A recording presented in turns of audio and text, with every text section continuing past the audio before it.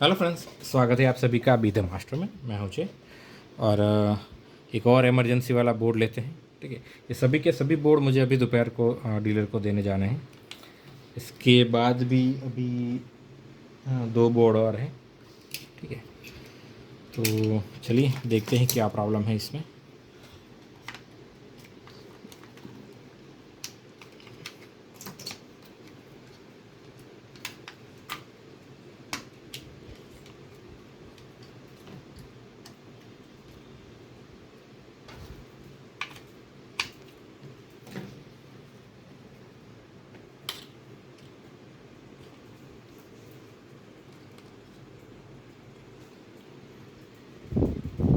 Okay, चलिए on करते हैं।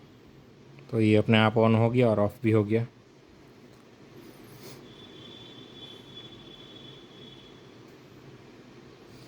ओके, ये ऑन होके ऑफ़ हो रहा है। ठीक है,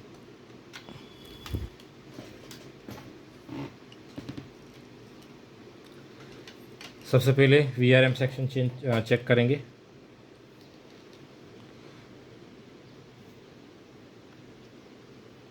12 वोल्ट में कोई शॉर्टिंग नहीं है। प्राइमरी मॉसफेट हमारा शॉर्ट नहीं है।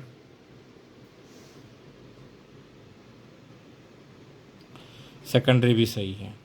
ठीक है, तो एक प्रोब को परमानेंटली ग्राउंड करेंगे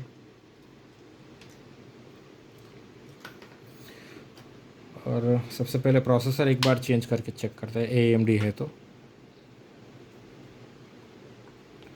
क्या दोनों में कंडीशन सेम है।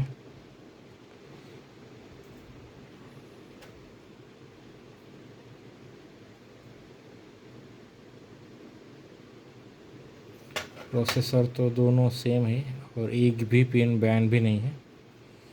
फिर भी अच्छा, ओके।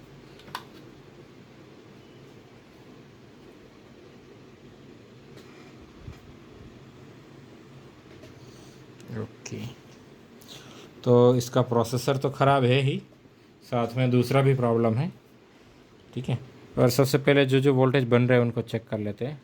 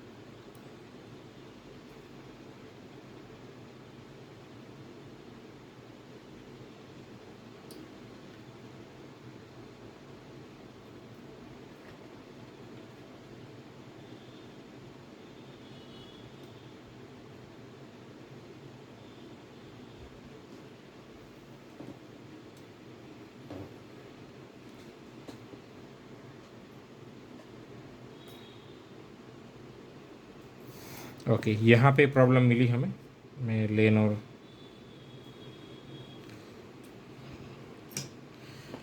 मैं इसको लगाना ही भूल गया था, शायद इस वजह से वहाँ पे वोल्टेज नहीं बन रहे।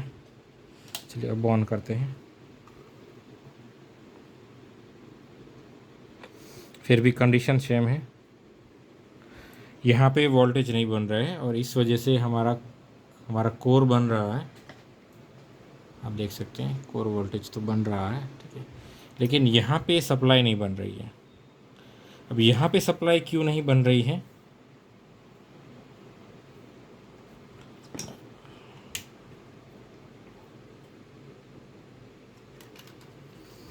इसका खुद का प्रोसेसर भी एक बार लगा के चेक करते हैं। शायद पहली बार मैंने 4 पिन कनेक्टर ही नहीं लगाया था, याद नहीं है।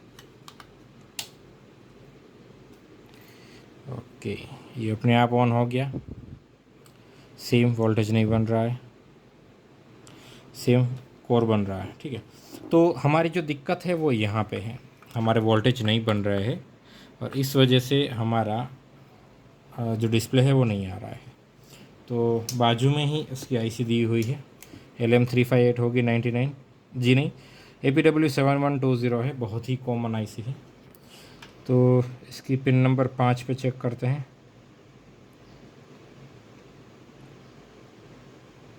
सॉरी,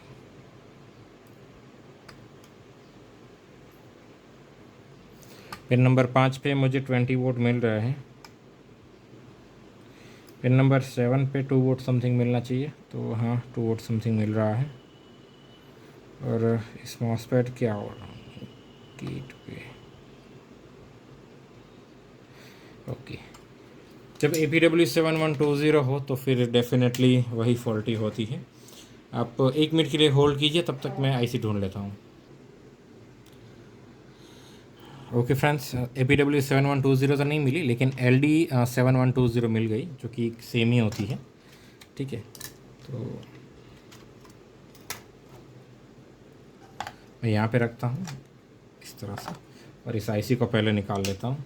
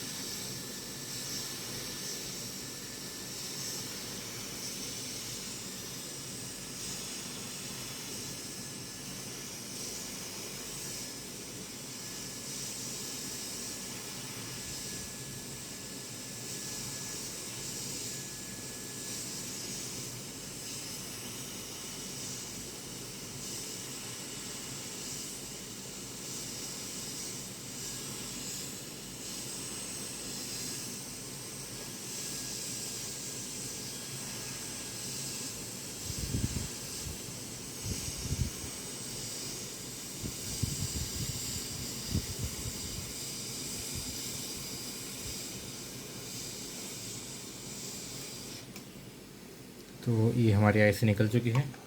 स्क्रैप बोर्ड को साइड में रखते हैं।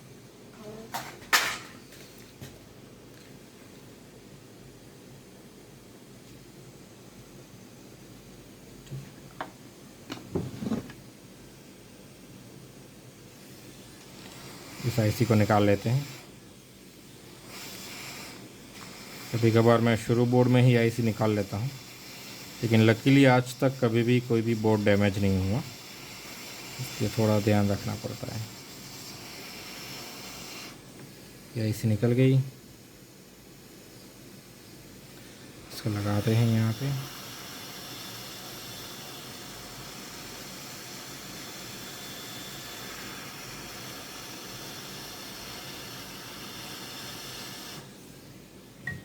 ये आईसी सही से लग चुकी है।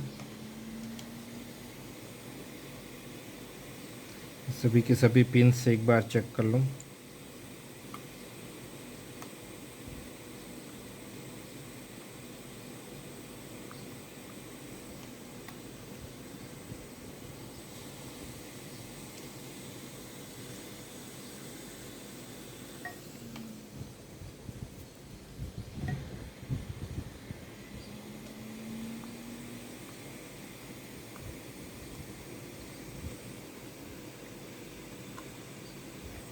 ओके, सब कुछ सही है।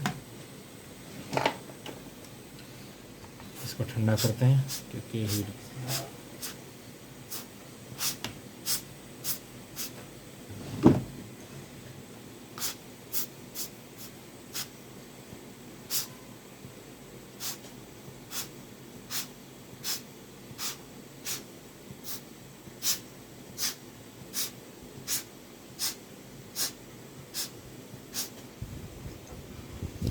ओके। चलिए अभी ऑन करते हैं और चेक करते हैं। तो ये ऑन हो गया, लेकिन फिर भी यहाँ पे सप्लाई नहीं बनी। मेरे ख्याल से ये वाला APW7120 फॉल्टी है। फिर भी मैं एक बार चेक कर लेता हूँ। 12 वोट,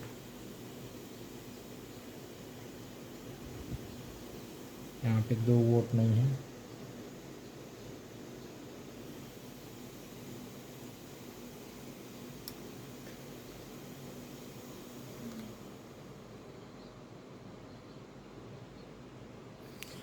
चलिए मैं दूसरा वाला APW7120 ही ढूंढ लेता हूँ, तब तक वेट कीजिए। ओके फ्रेंड्स, इस मदरबोर्ड से मैंने RT9214 निकाल के यहाँ पे लगाई है, ठीक है, क्योंकि ये दोनों इक्विवेलेंट है और कोई आईसी मेरे पास स्टॉक में नहीं है और मिली नहीं, तो 100% वर्किंग बोर्ड से मैंने आईसी निकाली है।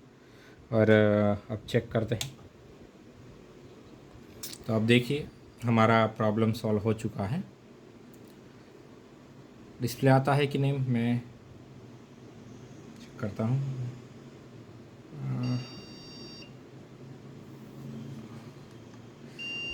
नहीं, रैम का बीप है ये, तो ये तो सॉल्व आसानी से हो जाएगा। हमारी मेन प्रॉब्लम थी वो सॉल्व हो गई। यहाँ पे जो वोल्टेज नहीं बन रहा था वो उसी वजह से रीसेट का इश्यू था।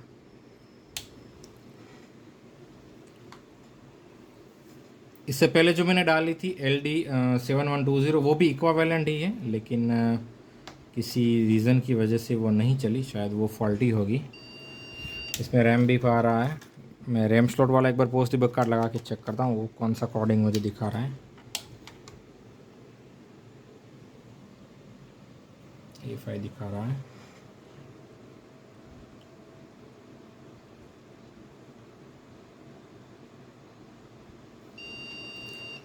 ओके, अभी भी इसके अंदर प्रॉब्लम है।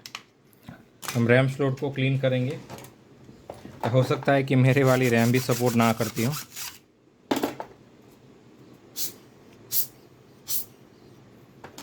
दूसरी एक रैम लगा के चेक करते हैं।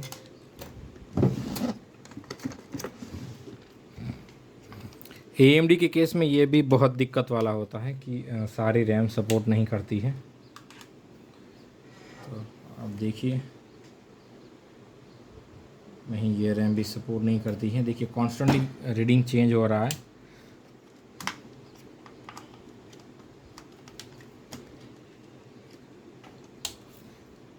इसमें इश्यू ज़्यादातर PCH की वजह से होता है, इस वजह से ये बोर्ड ज़्यादा रिपेयर नहीं होते हैं।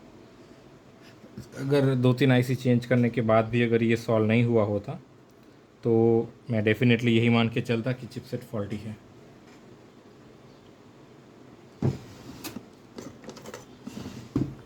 चलिए एक और रैम लगा के चेक करते हैं।